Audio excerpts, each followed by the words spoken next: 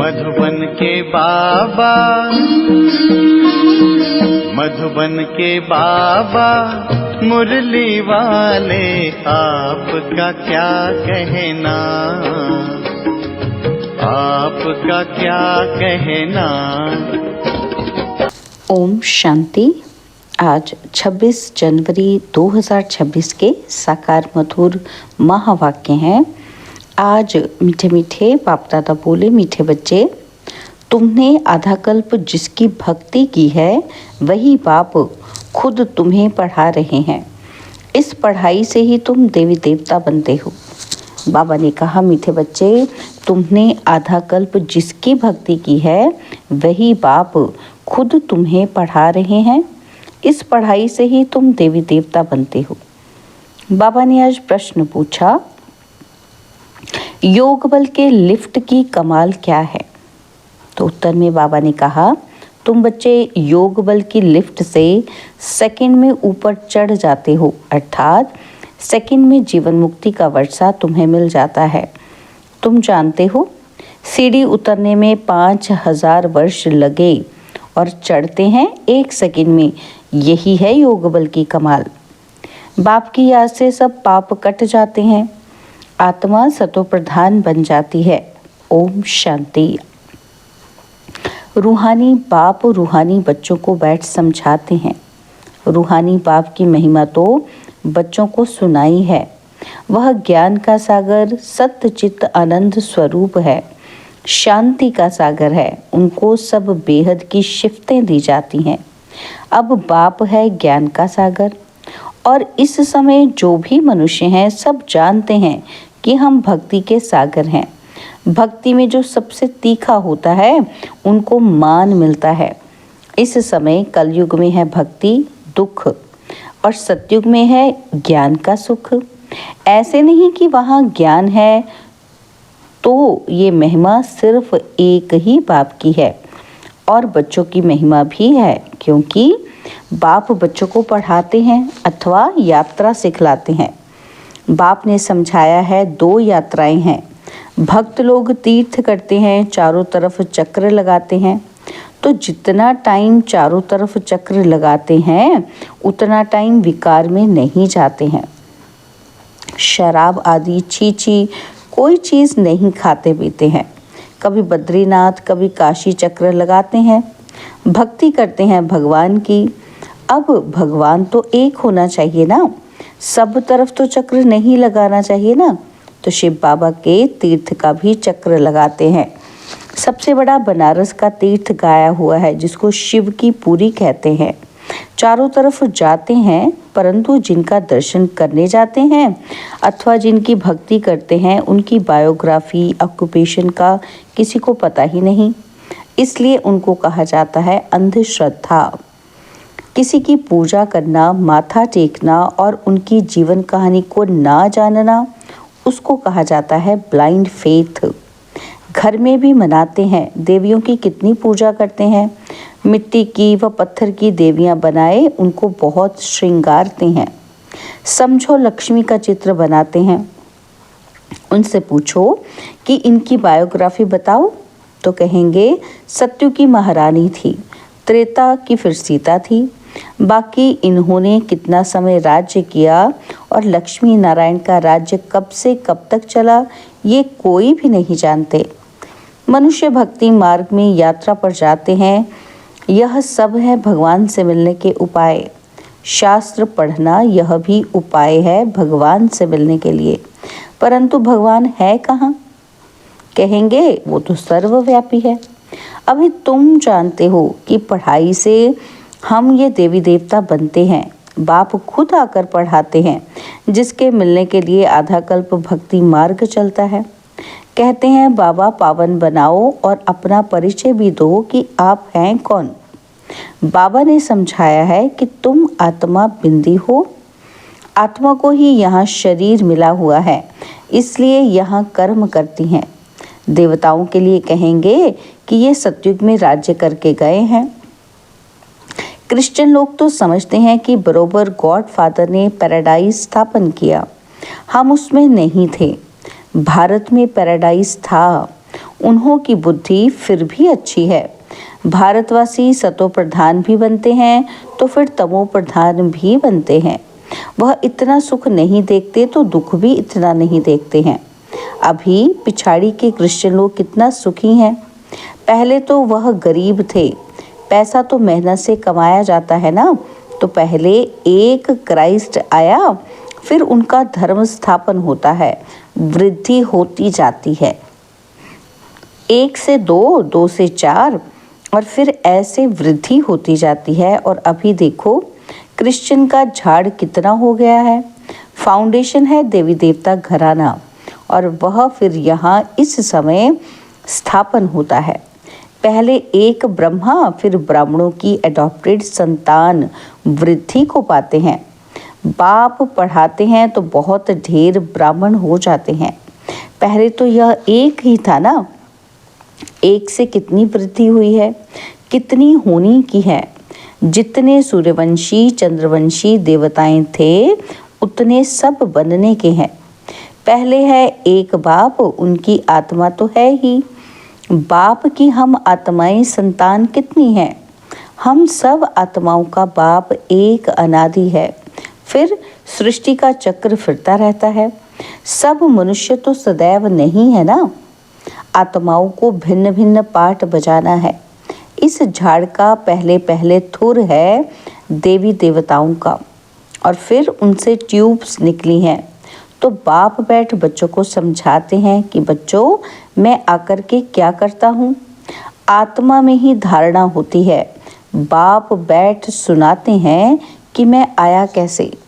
तुम सब बच्चे जबकि पतित बने हो तो याद करते हो। सतयुग त्रेता में तो तुम सुखी थे तो याद नहीं करते थे, और द्वापर के बाद जब दुख जास्ती हुआ है तब पुकारा है। क्या पुकारा कि हे परमपिता परमात्मा बाबा। तो बाबा ने कहा हाँ बच्चों सुना, क्या चाहते हो।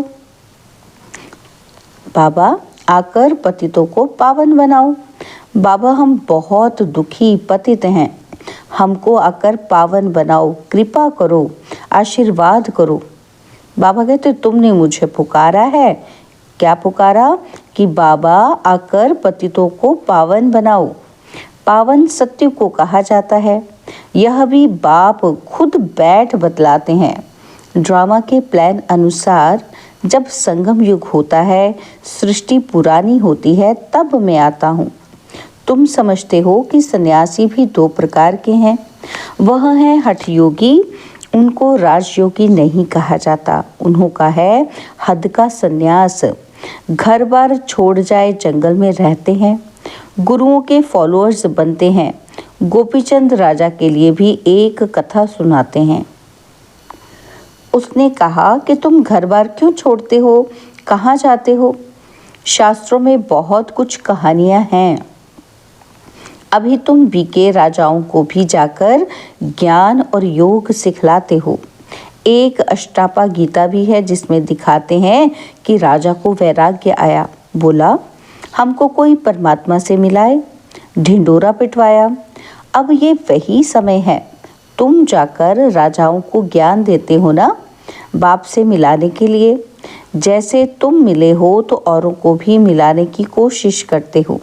तुम कहते हो हम तुमको स्वर्ग का मालिक बनाएंगे, मुक्ति जीवन मुक्ति देंगे, और फिर उनको बोलो कि शिव बाबा को याद करो और कोई को नहीं। तुम्हारे पास भी शुरू में बैठे बैठे 1-2 को देखते ध्यान में चले जाते थे ना, बड़ा वंडर लगता था। बाप था ना इनमें, तो वह चमत्कार दिखाते थे, सबकी रस्सी खींच लेते थे।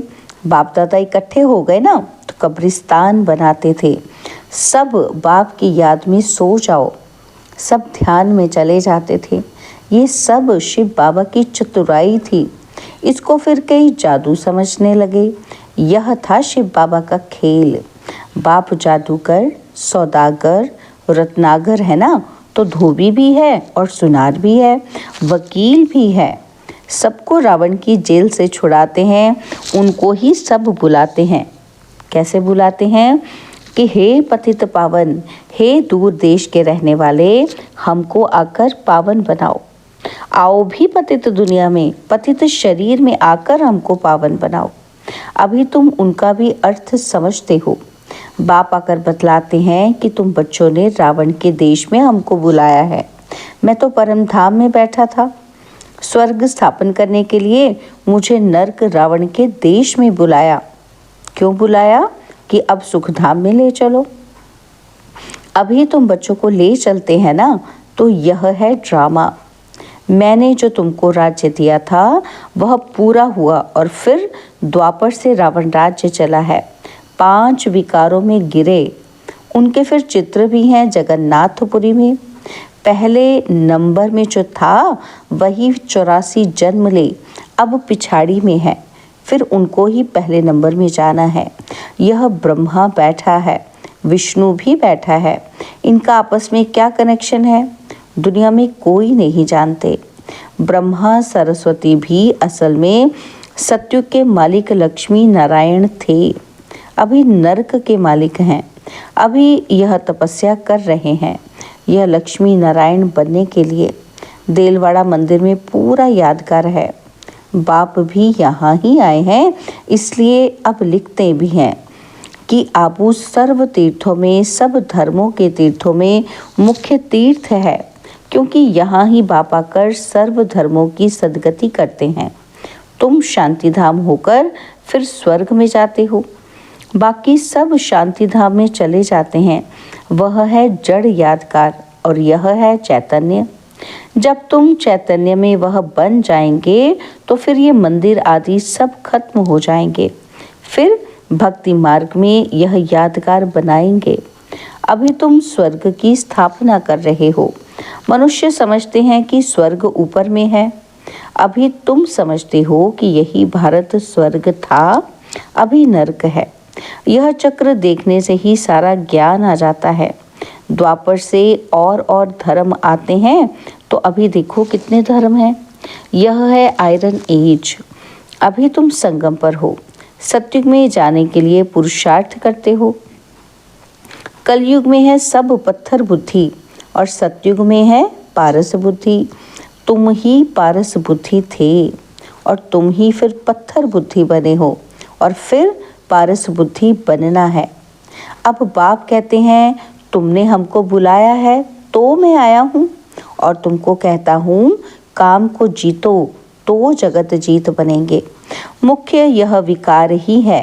सतयुग में है सब निर्विकारी और कलयुग में है विकारी। बाप कहते हैं बच्चे अब निर्विकारी बनो। 63 जन्म विकार में गए हो, अब यह अंतिम जन्म पवित्र बनो। अभी मरना भी सबको है। मैं स्वर्ग स्थापन करने आया हूँ, तो अब मेरी श्रीमत पर चलो। मैं जो कहूँ वह सुनो। अभी तुम पत्थर बुद्धि को पारस बुद्धि बनाने का पुरुषार्थ कर रहे हो। तुम ही पूरी सीढ़ी उतरते हो फिर चढ़ते हो। तुम जैसे जिन्न हो। जिन्न की कहानी है ना, उसने बोला काम दो, तो राजा ने कहा अच्छा सीढ़ी उतरो और चढ़ो। बहुत मनुष्य कहते हैं कि भगवान को क्या पड़ी थी जो सीढ़ी चढ़ाते और उतारते हैं। भगवान को क्या हुआ जो ऐसी सीढ़ी बनाई। बाप समझाते हैं कि यह अनादि खेल है। तुमने 5000 वर्ष में 84 जन्म लिए हैं। 5000 वर्ष तुमको नीचे उतरने में लगे हैं और फिर ऊपर में जाते हो सेकंड में। यह है तुम्हारे योग बल की लिफ्ट। बाप कहते हैं याद करो तो तुम्हारे पाप कट जाएंगे। बाप आते हैं तो सेकंड में तुम ऊपर चढ़ जाते हो और फिर नीचे उतरने में 5000 वर्ष लगे हैं। कलाएं कम होती जाती हैं। चढ़ने की तो लिफ्ट है, सेकंड में जीवन मुक्ति। सतो प्रधान बनना है और फिर आहिस्ते आहिस्ते तमो प्रधान बनेंगे। 5000 वर्ष लगते हैं। अच्छा, फिर तमो प्रधान से सतो प्रधान बनना है एक जन्म में। अभी जबकि मैं तुमको स्वर्ग की बादशाही देता हूँ, तो तुम पवित्र क्यों नहीं बनेंगे। परंतु कामेशु क्रोधेशु भी है ना। विकार ना मिलने से फिर स्त्री को मारते हैं। बाहर निकाल देते हैं, आग लगा देते हैं। अबलाओं पर कितने अत्याचार होते हैं, यह भी ड्रामा में नूंद है। अच्छा, मीठे मीठे सिकिलदे बच्चों प्रति माता पिता, बाप दादा का याद, प्यार और गुड मॉर्निंग। रूहानी बाप की रूहानी बच्चों को नमस्ते। हम रूहानी बच्चों की रूहानी बाप दादाजी को दिलवा जान सिकवा प्रेम से नमस्ते। ओम शांति। प्यारे बाबा, मीठे बाबा, मेरे बाबा, शुक्रिया बाबा, शुक्रिया बाबा, शुक्रिया। धारणा के लिए मुख्य सार है। पहला पॉइंट है, जगत का मालिक बनने व विश्व की बादशाही लेने के लिए मुख्य काम विकार पर जीत पानी है। संपूर्ण निर्विकारी जरूर बनना है। और सेकंड पॉइंट, जैसे हमें बाप मिला है ऐसे सबको बाप से मिलाने की कोशिश करनी है। बाप की सही पहचान देनी है और सच्ची सच्ची यात्रा सिखलानी है।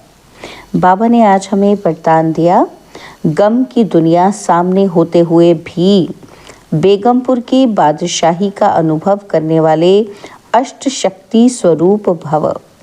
गम की दुनिया सामने होते हुए भी बेगमपुर की बादशाही का अनुभव करने वाले अष्ट शक्ति स्वरूप भव। बाबा ने समझाया कि गम और बेगम की अभी ही नॉलेज है।